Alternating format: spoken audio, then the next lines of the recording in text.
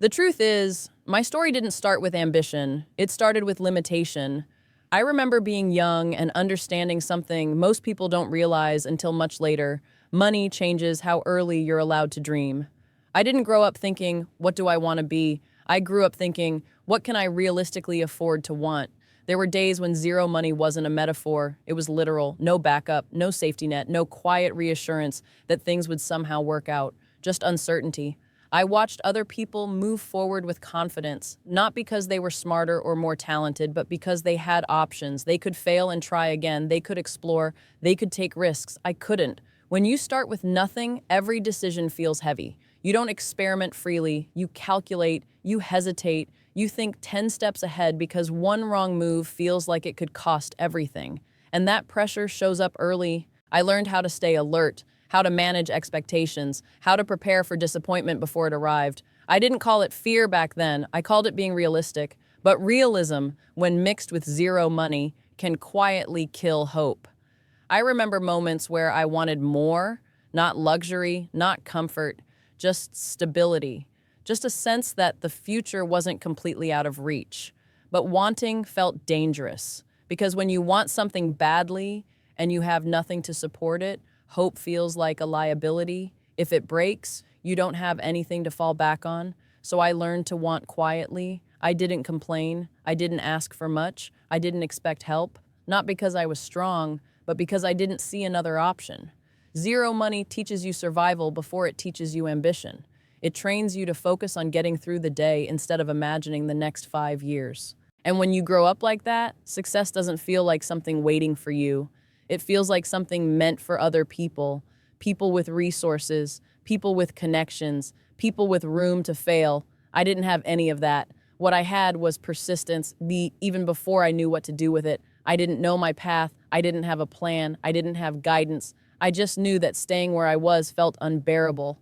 And that feeling, that quiet refusal to accept the limits placed on me, became the starting point. There were nights when the future felt heavy, when zero money didn't just mean financial struggle, it meant emotional weight. It meant feeling behind before you even started. It meant questioning whether effort would ever be enough. And that's where most people give up. Not because they're lazy, but because constantly pushing forward without visible progress is exhausting. I felt that exhaustion early. But something inside me didn't shut down. I didn't believe in motivation. Motivation comes and goes. What I had was something less inspiring but more reliable: stubbornness. I refused to quit even when quitting made sense. I didn't tell people about my struggles because I didn't want sympathy. I didn't need encouragement. I needed time and the strength to keep showing up even when nothing changed. Zero money stripped away comfort, but it also stripped away excuses. I couldn't rely on luck. I couldn't rely on shortcuts. I couldn't rely on anyone else fixing things for me, so I relied on consistency. That wasn't a strategy, it was survival. I didn't know then that this phase, the part no one sees, the part where there's no reward, would become the foundation of everything that came later. At the time, it just felt like endurance. And that's where this story really begins. Not with success, not with confidence, but with zero money, zero options, and a quiet decision to never give up, even when I had no proof it would work. Struggle doesn't always look dramatic. Most of the time, it looks repetitive. Same effort, same routine, same result, nothing. When you have zero money, struggle isn't just about working hard. It's about working hard without feedback, without validation, without anyone telling you that you're on the right path. I spent a long time putting in effort that didn't show up anywhere visible. No applause, no recognition, no quick wins, just days that looked exactly like the days before them. That kind of struggle messes with your mind. You start asking questions that don't have easy answers. Am I wasting time? Is this even moving me forward? How long can I keep doing this with nothing to show for it? And when money is already tight, those questions feel heavier. Every hour you spend chasing something uncertain feels like a risk you can't afford. I didn't have the luxury of figuring things out comfortably. Every choice felt like a gamble, and the pressure of that reality followed me everywhere. There were people who didn't understand why I kept going. Some doubted quietly, some doubted out loud. Some laughed it off like it was just a phase. They asked practical questions, the kind that sound reasonable but cut deep when you're already struggling. What's the backup plan? How long are you going to try this? At what point do you accept reality? I didn't have convincing answers. All I had was effort, Rejection became familiar, not always in obvious ways. Sometimes it was silence, no reply, no opportunity, no response. Other times it was polite dismissal, encouraging words that led nowhere. And every rejection felt personal when you were already questioning your worth. But what hurt more than rejection was invisibility. Putting in work that no one noticed, improving without anyone acknowledging it, sacrificing things in private while life looked unchanged on the outside. I gave up comfort quietly. I gave up rest often. I gave up certainty completely. There were things I couldn't afford, not just financially, but emotionally. I skipped experiences. I delayed plans. I chose effort over ease again and again, not because I enjoyed struggle, but because stopping felt worse. And zero money teaches you how to prioritize survival. And sometimes survival means choosing the harder road because the easier one leads nowhere. I didn't talk much about what I was sacrificing. Not because I wanted credit, but because explaining it felt pointless. People only understand sacrifice when they see results. Until then, it just sounds like stubbornness, and maybe it was. But that stubbornness was doing something important, even if I couldn't see it yet. It was building discipline. I learned how to show up even when motivation was gone. I learned how to work without excitement, how to continue without reassurance, how to keep moving when quitting would have been the logical choice. That's not glamorous, it's not inspiring, but it's necessary. Struggle doesn't just test how badly you want something. It tests whether you can keep going when wanting isn't enough. There were days when I felt tired of explaining myself, and days when I felt tired of believing in myself.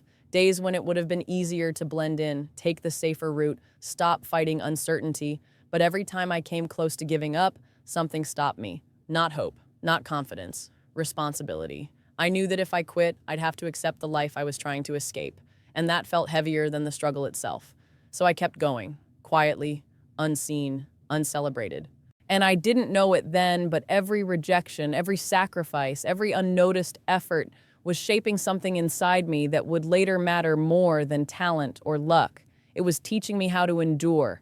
And endurance, when you start with zero, is the skill that keeps you alive long enough for opportunity to finally show up. There's a moment in every struggle where quitting stops feeling like failure and starts feeling like logic. I reached that moment more than once. When you've been working for a long time with nothing to show for it, giving up doesn't feel dramatic. It feels practical, responsible, almost mature. I remember asking myself questions that didn't sound emotional, they sounded reasonable. How long can I keep doing this? What if this never works? At what point does persistence turn into denial? And when you have zero money, those questions don't stay in your head. They follow you everywhere. They show up when you wake up, when you try to work, when you try to sleep. There were days when I felt tired in a way rest couldn't fix. Not just physically tired, mentally drained, emotionally empty, worn down by the constant effort of believing in something without proof. That's the part people don't talk about. They talk about motivation, about passion, about hustle, but they don't talk about continuing when none of that is present. Because most days I wasn't motivated, I was disciplined. And there's a difference. Motivation is emotional, discipline is structural. Motivation disappears when things get hard. Discipline shows up anyway. I didn't wake up excited, I didn't feel inspired, I didn't even feel confident most of the time. I just did the work. Not because I believed it would work that day, but because stopping would mean admitting that all the effort before it was for nothing. And I wasn't ready to accept that. Never giving up didn't look heroic. It looked boring, it looked repetitive, it looked like doing the same thing again after failing the same way before. There were moments when I felt embarrassed by how long I was trying, when I felt behind people who had moved on, chosen safer paths, built stable lives. I questioned myself constantly. Am I being brave or just stubborn? Am I chasing a dream or avoiding reality? And honestly, I didn't always know the answer. But I knew one thing clearly. If I quit, I wouldn't be at peace. Quitting wouldn't bring relief. It would bring regret. I could handle being tired. I could handle being broke. I could even handle being doubted. What I couldn't handle was the thought of giving up without seeing how far I could really go. So I kept moving forward, even on days when forward felt like nothing more than showing up. There were times I had no motivation, no encouragement, no visible progress. All I had was consistency, and consistency is quiet. It doesn't announce itself. It doesn't feel impressive. But over time, it compounds. I learned to separate my emotions from my actions. I stopped waiting to feel ready. I stopped needing confidence before starting. I showed up scared. I showed up tired. I showed up unsure. That was the real turning point, not when things started working, but when I stopped requiring proof before continuing. Never giving up wasn't about being positive. It was about being committed, committed to the process, committed to showing up, committed to not letting temporary circumstances decide my future.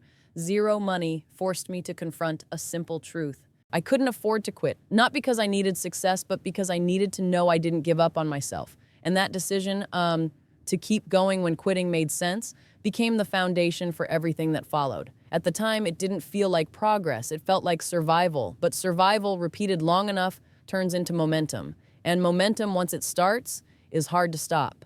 The first wins didn't change my life. They barely changed my day.